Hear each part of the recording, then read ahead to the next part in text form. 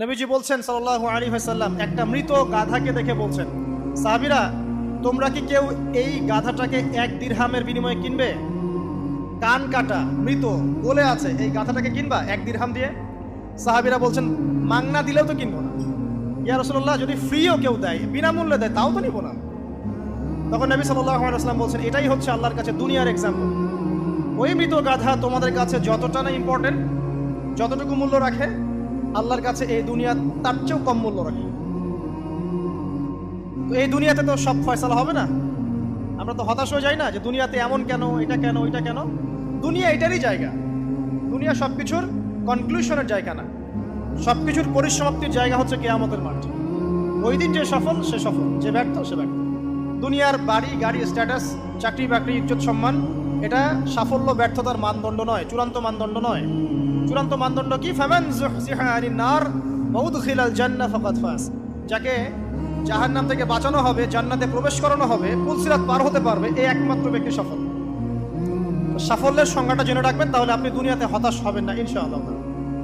এবার কি হলো, যখন আদম আলাইহিস সালাম সমস্ত নাম শিক্ষা দেওয়া সমস্ত নাম বলে দিলেন, এখানে নাম মানে কিন্তু খালি নাম নয়, জ্ঞান বলে দিলেন, তখন আল্লাহ রাব্বুল আলামিন ফেরেশতাদেরকে বললেন, তোমরা সবাই এখন আদমকে সিজদা করো।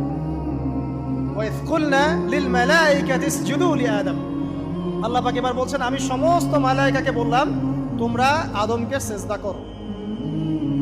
ফাসাজাদু, সবাই সিজদা করলো, ইল্লা ইবলিস, ইবলিস সিজদা করলো না। কেন করলে না? ইবলিসকে বলা হচ্ছে, ইয়া ইবলিস মা মানাকা আল্লা তাসজুদা ইয আমারতুক। তোমাকে কে নিষেধ করলো সিজদা করতে ওই আদমকে, যাকে আমি আদেশ করেছি? কে নিষেধ করলো? তখন ইবলিস বলছে, খালাকতানি মিন নার ওয়া খালাকতাহু মিন তিন। আমাকে সৃষ্টি করেছেন আগুন দিয়ে, আর আদমকে সৃষ্টি করেছেন মাটি দিয়ে, আমি কিভাবে তাকে সিজদা করতে পারি? ইবলিস বলতে চাইলো যে আপনি যে বলছেন আদমকে সিজদা করো, আদম তো মাটির তৈরি, আমি তো আগুনের তৈরি, তাহলে আপনি ভুল বলছেন। নাউজুবিল্লাহ।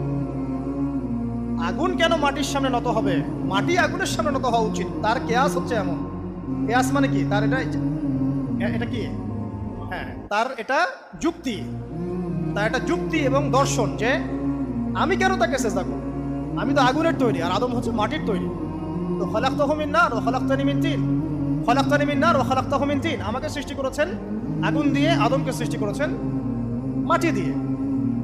আবা ওয়াস্তাকবারা, আল্লাহ পাক বলছেন সে উদ্ধত হলো এবং অহংকার প্রদর্শন করল। আর আল্লাহ পাক অনেক কিছু মাফ করে দেন, কিছু কিছু বিষয় আল্লাহ পাক মোটেই পছন্দ করেন। তার মধ্যে একটা হচ্ছে অহংকার, তার মধ্যে একটা হচ্ছে শিরক।